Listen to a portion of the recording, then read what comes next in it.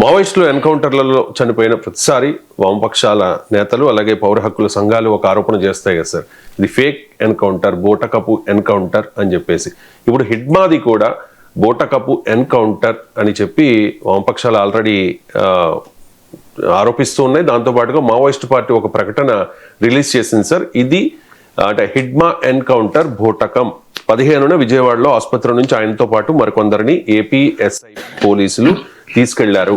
కేంద్ర హోంశాఖ ఆదేశాల మేరకు చిత్రహింసలు పెట్టి చంపేసి కట్టు కథ అల్లారు అని చెప్పేసి. సార్, హిడ్మా ఎన్కౌంటర్ బూటకం అనేది ఆరోపణ సార్, ఏమంటారు? అంటే వామపక్షాలు పౌర హక్కుల సంఘాలు ప్రతి ఎన్కౌంటర్ అంటారన్నది కరెక్ట్ కాదు.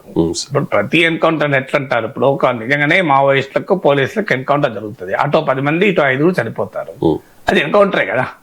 ఇప్పుడు ఎన్కౌంటర్ లో ఒక్కరే చనిపోరు, ఒక్కరే ఎవరికి గాయాలు కాకుండా ఎవరు చావకుండా ఓన్లీ మావోయిస్టులే వస్తారా ఎన్కౌంటర్ లో? ఎన్కౌంటర్ అంటే ఏంటిది? What is encounter? ఇద్దరు మధ్యలో కాల్పులు జరిగినప్పుడు వన్ సైడ్ క్యాజువాలిటీస్ ఉండవు. ఒక సైడ్ ఎక్కువ ఉండొచ్చు, ఒక సైడ్ తక్కువ ఉండొచ్చు, నేను ఒప్పుకుంటాను. సో ఒక సైడ్ ఎక్కువ ఒక సైడ్ తక్కువ ఉండడం వేరు. అసలు ఒక సైడ్ ఏమాత్రం క్యాజువాలిటీ లేకుండా ఒకే సైడ్ ఉండడం ఏంటి?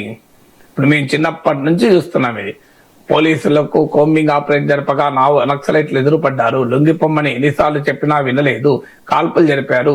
ఆత్మరక్షణార్థం పోలీసులు ఎదురు కాల్పులు జరిపగా 2 నక్సలైట్లు ఆ ఎదురు కాల్పుల్లో మరణించారు. వారి దగ్గర విప్లవ సాహిత్యము, ఒక తపంచ, ఒక తుపాకీ, ఈ మధ్య AK-47 దొరకబెట్టారు. అంటే మాకు డౌట్ వచ్చేది రిపోర్టర్గా, ఏంటి వాళ్ళు ఎప్పుడు విప్లవ సాహిత్యం ఇట్లా భుజాన్ని వేసుకొని తిరుగుతుంటారా అని. ప్రతిసారి విప్లవ సాహిత్యం దొరికేది ఎట్లా దొరుకుతుంది వాళ్ళెంబడి? అంటే వాళ్ళు నడవరు, బట్టిగా ఉండనే ఉండరు, ఎప్పుడు విప్లవ సాహిత్యాలు పట్టుకొని ఉంటారా? ఆఖరికి తుపాకీ పట్టుకొని ఎన్కౌంటర్ చేసేటప్పుడు కూడా మార్క్స్, మావోయిస్టు, లెనిన్, స్టాలిన్ పుస్తకాలు ఇటువైపు చదువుకుంటూ అటువైపు ఏకపడుతున్నారని మా డౌట్ వచ్చేది. కానీ అందుకే నేను ఒకసారి అన్నానికి నేషనల్ పోలీస్ క్లాసులు చెప్తూ ఆ స్క్రిప్ట్ అన్న మార్చుకోండి అయ్యా, నమ్మలేకపోతాను జనమని, కనీసం స్క్రిప్ట్ అన్న చేంజ్ చేయండి అని. మళ్ళీ ఎవరైనా మేము ఎన్కౌంటర్ లో 2 చనిపోయారంటే మళ్ళీ పోలీసు వాళ్ళు కేసులు పెడతానే వాళ్ళు రిపోర్టర్ల మీద, చనిపోయారని మేము చంపారని మీరు ఎట్లా రాస్తారని. అందువల్ల మేము అప్పుడు క్లాసుల్లో, జర్నలిజం క్లాసుల్లో, గ్రామీణ విలేకరుల క్లాసులు చెప్పేవాళ్ళం, అలా రాయకండి, ఇలా రాయండి. పోలీసులకు నక్సలైట్లకు మధ్య భీకర ఎదురు కాల్పులు జరిగాయి, ఆ తర్వాత 2 నక్సలైట్ల మృతదేహాలు అక్కడ కనిపించారండి. మీరే పోలీసులు చంపారని మేము అన్నామా?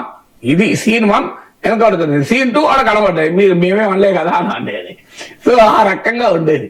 అందువల్ల ఖచ్చితంగా ఈ ఎన్కౌంటర్ల పైన ఆ ప్రశ్న ఉంది. గతంలో కోర్టులు తీర్పులు కూడా ఉన్నాయి. ప్రతి ఎన్కౌంటర్ ను హత్యగానే భావించి ఇన్వెస్టిగేషన్ చేయాలని కూడా ఉంది, అది కూడా పక్కకు పోయింది. అందువల్ల మావోయిస్టుల హింసను ఎవరు సమర్థించం. ఇప్పుడు ఇద్మా కూడా 76 మంది CRPF జవాన్లను అంతం చేశారు, అది ఎన్కౌంటర్ కాదు కదా, బ్లాస్టే కదా. సో అందువల్ల ఎవరు కూడా వైలెన్స్ ని యాక్సెప్ట్ చేయకూడదు, ఎటువైపు వైలెన్స్ ని యాక్సెప్ట్ చేయకూడదు. అది రాజ్యం వైపు నుంచి వైలెన్స్ అయినా, మీకు నక్సలైట్లు మావోయిస్టుల నుంచి వైలెన్స్ అయినా. సో మీకు సినారెడ్డి కవిత ఉంటుంది, రాజ్యం హింసకు మరిగిన నాడు ఆ అడవిలో కదిలి పదముద్రికలు ఎవరి సంతకాలో మరిగిని. సినారే నక్సలైట్ కాదు కదా.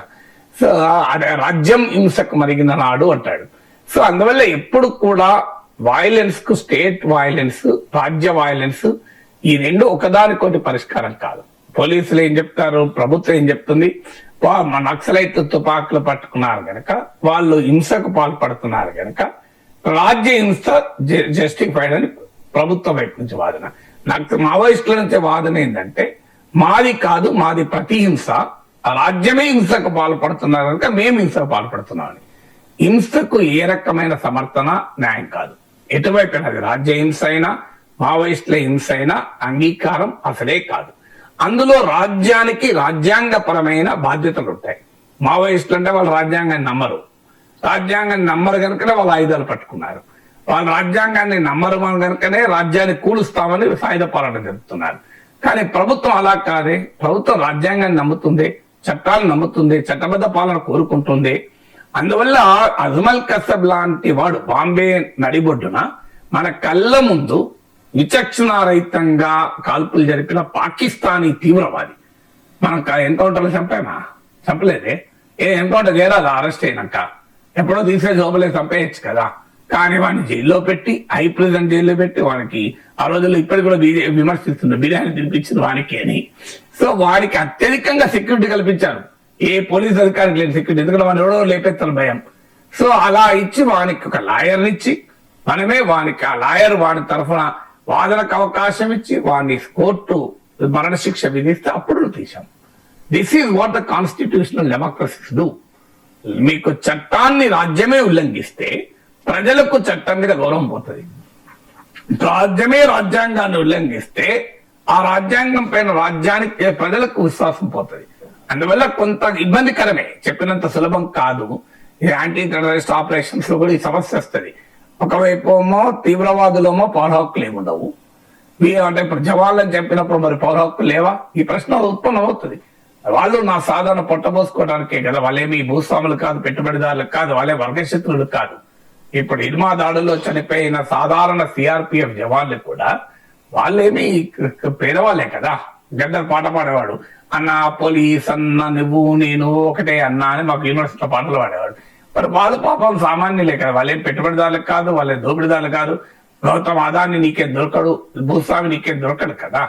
సో వాళ్ళను అటాక్ చేశారు. ఎందుకు మాపై దాడులు చేస్తారు, మేము అటాక్ చేస్తామంటున్నారు. మరి మీ వాళ్ళపై దాడులు చేయడం వాళ్ళు అటాక్ చేస్తామంటున్నారు. సమస్య ఏంటి? అది కాదు.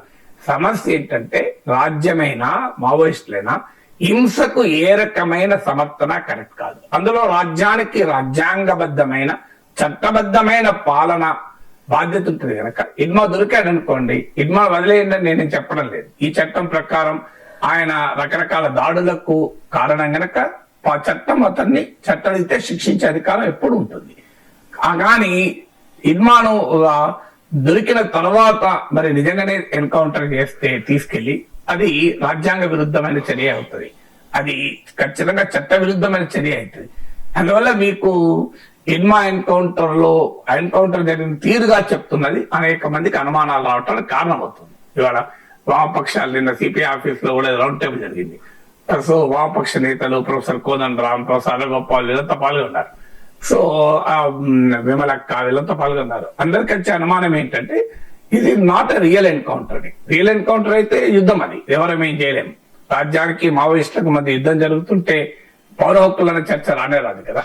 కానీ ఇది అరెస్ట్ చేసి చంపేశారు అనే జరిగిన తీరు పైన అనుమానం జరుగుతుంది. దానిపైన ఖచ్చితంగా కోర్టులు కూడా గతంలో విచారణకు ఆదేశించిన సందర్భాలున్నాయి. ఎన్కౌంటర్ లో పాల్గొన్న పోలీసు అధికారుల పైన కేసులు పెట్టి, మర్డర్ కేసు పెట్టి విచారించిన సందర్భాలు కూడా ఉన్నాయి కదా. మన రాజ్యాంగం అంత రోబస్ట్, మన చట్టం అంత గొప్పది.